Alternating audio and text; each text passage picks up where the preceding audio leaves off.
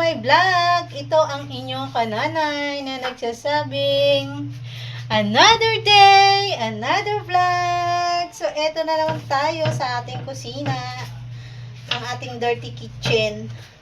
So, magluluto tayo ng ano guys. Medyo na-miss natin ang tawag ito, sinigang na bangus. So, ayan, nilalagyan ko. Ay, sinigang. Kinurek pa ako. Paksiw. Paksiw nga pala. Sorry naman. Paksiw na bangus nga pala guys ang ating lulutuin. Paksiw na bangus. Medyo matagal na kaming hindi nakapagpaksiw guys. Kaya magpapaksiw tayo.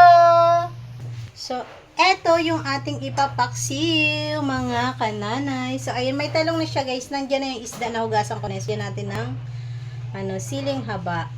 So, gagayatin muna natin yung sibuyas, bawang at luya. So, ito yung ating luya guys at sibuyas. Tayo ating balatan. Yung wow. So, kawawa naman yung bawang natin guys. Tingnan nyo naman. Ito na lang. Ganito kaliit. Ang ating bawang. Ito yung ating sibuyas. Makalimutan na asawa ko bumili bawang. So, ito na yung ating luya. So, nagpabili ako suka guys, tsaka bawang. Dadagdagan natin yung isang perasong bawang kasi kulang yun eh. So, ayan yung bawang at pabili din ako suka. Kulang kasi yung suka natin guys.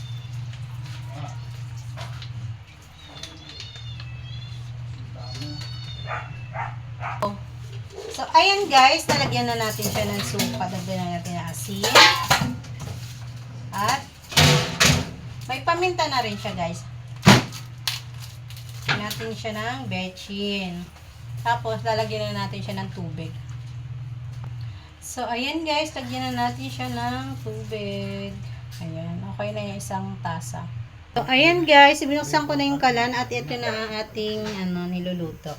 So, ayan, takpan muna natin. Babalikan natin siya pag kumulo na.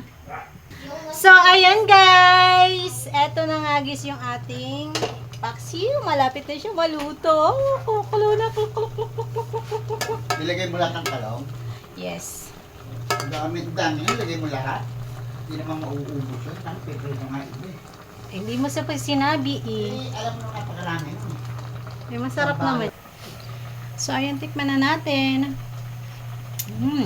Yummy. Ayan. Luto na siya, guys. Ating paksiw. Ayan, luto na. So, yan lang, guys, ang aking video for today. So, bye-bye, guys. Thank you for watching always.